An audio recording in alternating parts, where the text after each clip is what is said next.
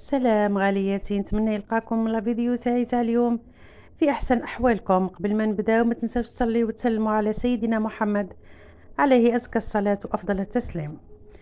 كما راكم تشوفوا، اليوم حبيت نشارك معكم وصفتي تاع الكريسبي، تجي بزاف هايله وبزاف بنينه.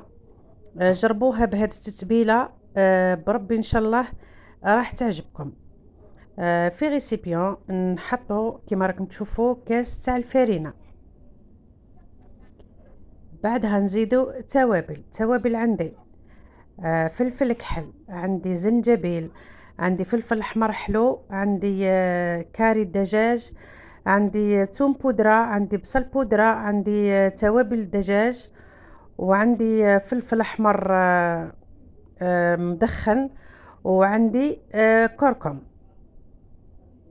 كيما راكم تشوفون هذه هي التوابل اللي نستعمل، وانت تحبي تنقصي وتزيدي كيما تحبي. بعدها نحلو هذا الخليط تاعنا تاع التوابل والفارينه بنفس الكاس اللي كيلت بيه الفارينه، يعني كاس ماء. نخلطو مليح مليح باه ما ديرليش الفارينه هذوك الكعابر كيما راكم تشوفوا.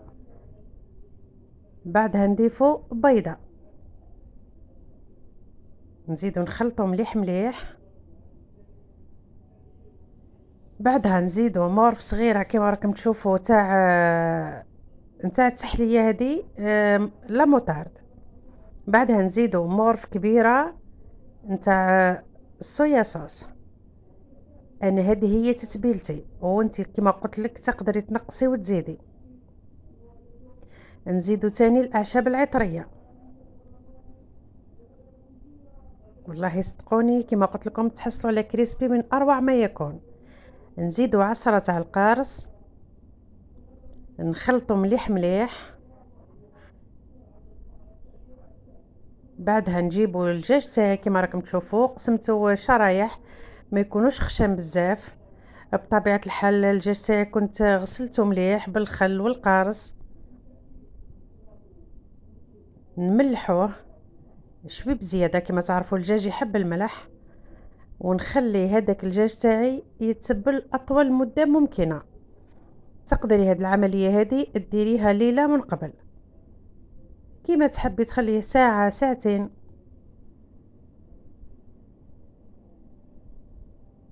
بعد ما تبلي هذاك الدجاج تاعي كيما راكم تشوفوا، نجيبو لا شابليغ. انا استعملت هذا يعطيه قرمشه بزاف هايله. كيما زاني تقدري تستعملي لا شابليغ هذاك اللي نديروه في الدار.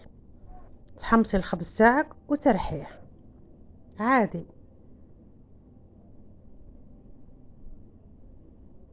نجيبو الشرايح هذوك تاع الدجاج، نرمدوهم في هاد لا شابليغ حتى نخلصوا الكميه تاعنا باه نبدا نقلي. الزيت تاعي كنت حطيته يسخن لي. بعدها كي يسخن الزيت تاعي نقصلو على نار متوسطه. كما تعرفوا الدجاج ماهوش طايب، وكنت زيدي له للنار يتحمر لك من برا ويبقى لك لداخل ني.